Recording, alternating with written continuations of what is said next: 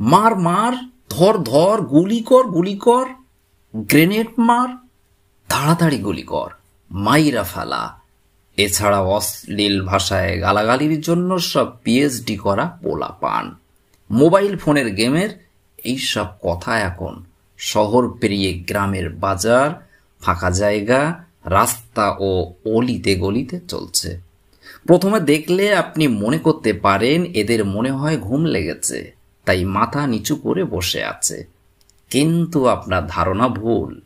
এরা হলো বিশেষ এক গবেষক, যারা ঝড় বৃষ্টি উপেক্ষা করে মশা মাছির কামড় খেয়ে জাতির জন্য কিভাবে উন্নয়নমূলক কাজের ব্যবস্থা করা যায় সেটা নিয়ে গভীর গবেষণা করছে।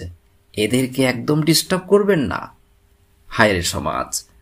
শিশু বয়সে কিশোরদের দেখা যাচ্ছে খেলার মাঠে, স্কুলের মাঠে, গাছের নিচে, বাঁশবাগানের ভিতরে, গাছের মাথায়, রাস্তার পাশে বসে ফ্রি ফায়ার গেম খেলছে।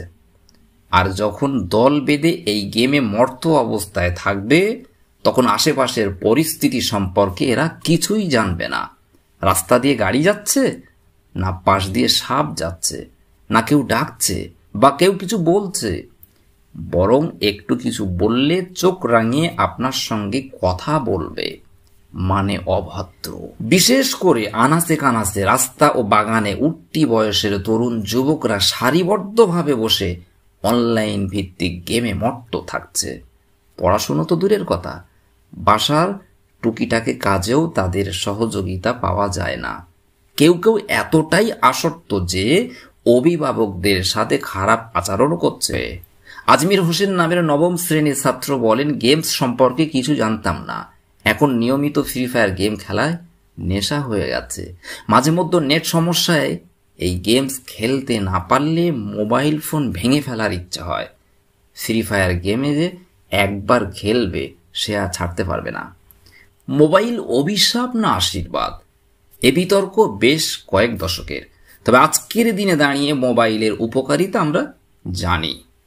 এবার আমরা জানব মোবাইলের এক কালো ঘুটঘুটে অন্ধকারের বাস্তব প্রতিচ্ছবি।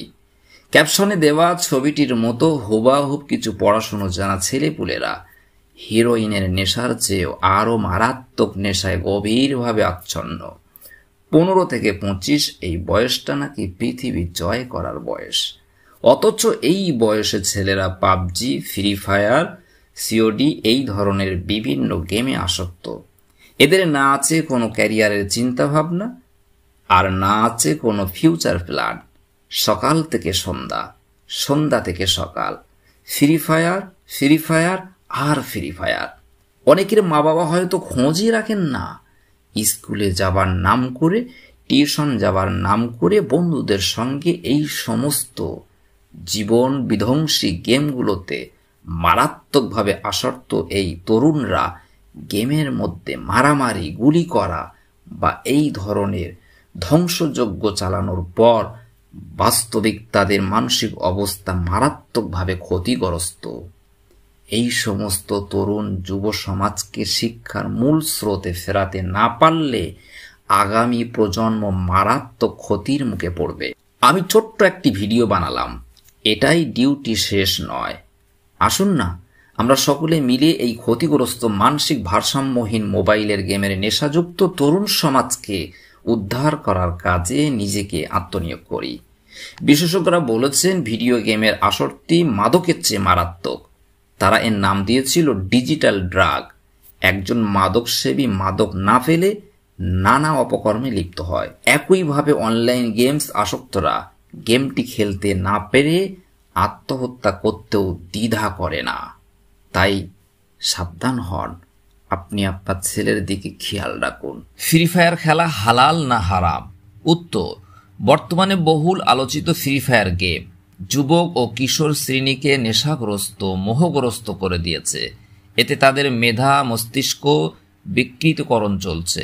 দুই একজনের ক্ষতি সম্পর্কে বুঝতে পেরে এই নেশা থেকে বের হতে চেয়েও বের হতে পারছে না। এতে সময়, মেধা ও পয়সা অপচয় হয়, আর অপচয়কারী হলো শয়তানের ভাই।